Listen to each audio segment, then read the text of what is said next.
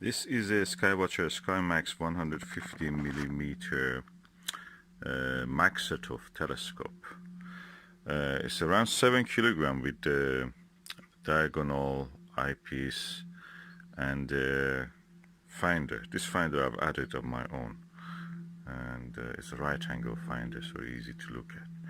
But the problem with this telescope, and everywhere I have seen, is that they say that it needs a very robust, heavier mount like EQ5 or above.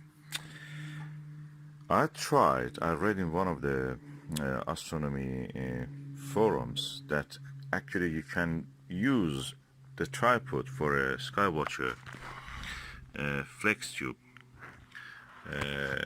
Dobsonian mount. I'll show you the telescope itself, the box of it. You will remember. That's the telescope I'm referring to.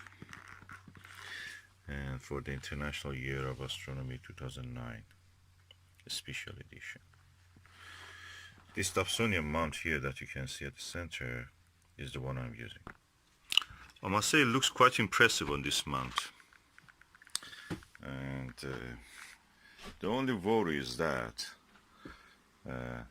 will it actually take a long time to dampen the vibrations that happen when you touch the telescope or a mount, or can it do it quick enough in under 4 seconds, sorry. Okay, as you can see, I can turn the mount, I can move the tube up and down. It's quite a heavy beast. It's beautiful. And yeah, I may have found the solution for this, the mount of this telescope. The thing is that when you have a telescope, a heavy weight, anything, at a height, that introduces vibration naturally. So if you get it lower, the vibration will be reduced. The height of it is less. So let's hope that this will work. Okay, this is the eyepiece that came with this telescope. It's lightweight, but it's 2-inch. So the good thing about this also is that this is 2-inch, the barrel and the diagonal. So let me install it and see how it is. The eyepiece is lightweight. This one is lightweight. I have heavier than that, with half a kilo or more. So it's better to use the lightweight one just to see how it is. Okay, I've now installed the eyepiece. And of course I have to remove the lens cap, the front cap. You can take a look here. The telescope is not balanced at this stage, so I'm going now to move it along so to make it a little bit balanced. Okay, the eyepiece added some weight to it, so I had to balance it. I moved it slightly toward this direction, so the weight in this direction will be equal to the weight this direction. That's the fulcrum. The center of the gravity, you can call it also. And hopefully that will stay, so I can move it up and down and to the left and right. So let me target something.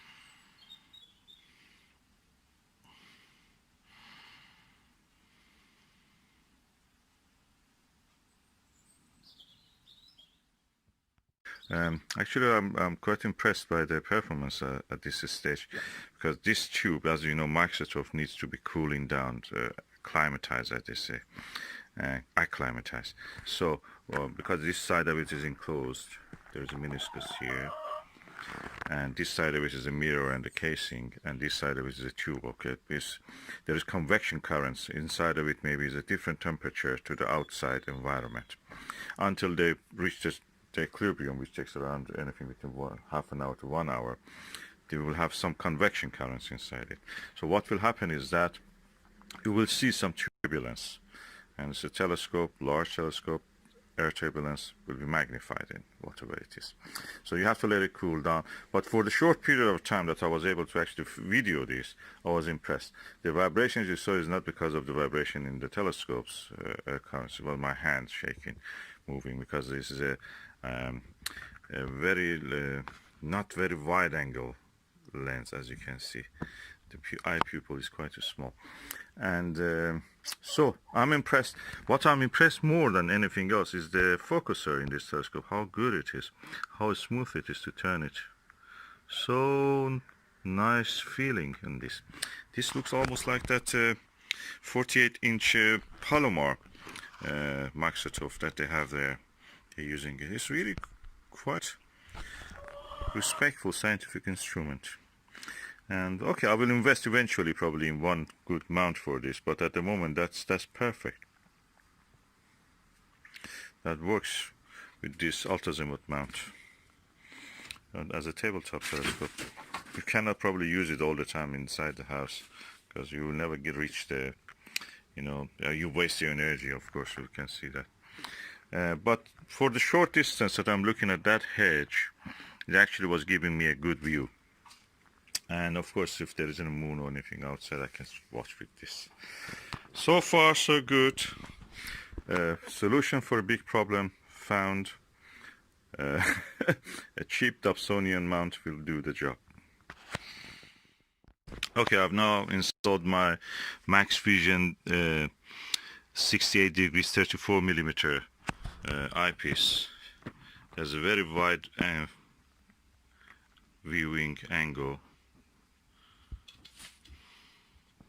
I was really impressed with the image quality on this one. I'm holding the camera. I'm looking forward. That shows the difference between a cheap eyepiece and a good quality eyepiece.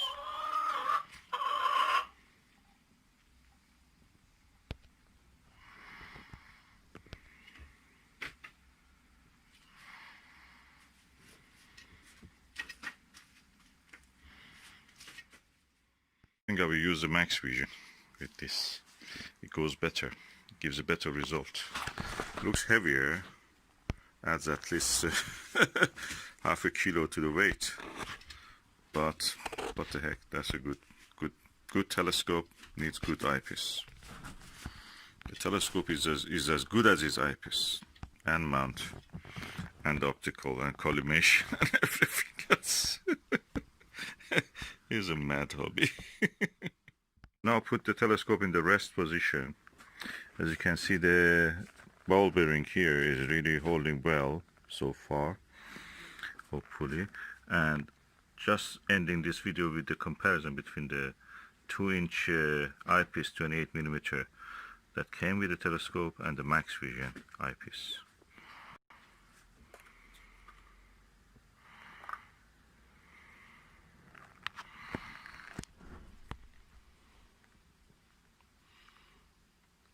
Sometimes the size probably matters. And as an extra measure, I lowered the tube so it will not touch but just be close enough to the bottom of the base of the Dobsonian mount. We will see how it will all done. So far so good.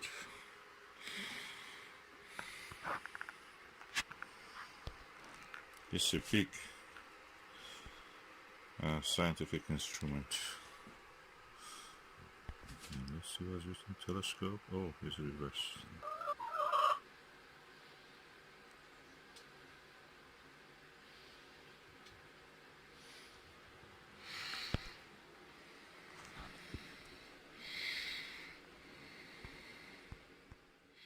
The important part of this Dobsonian mount is this ball bearing here and the head, ball head, which is this part, and it's holding to it.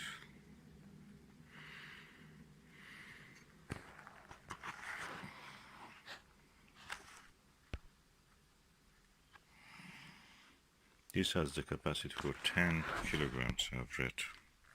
So we must be able to hold this. 7 kilogram with the eyepiece, 7.5 kilogram. The telescope itself is around 5.5 or 6 kilograms. With the addition of the eyepiece and the diagonal and the finder, it increases to 7.5. Half a kilo of the eyepiece, if you use the Maxvision heavy eyepiece, that will increase it to around 8 kilograms, yet within the limit of this. But the best chance comes when we observe something like the moon. But this is the biggest telescope you can have probably on the Dobsonian mount on the tabletop.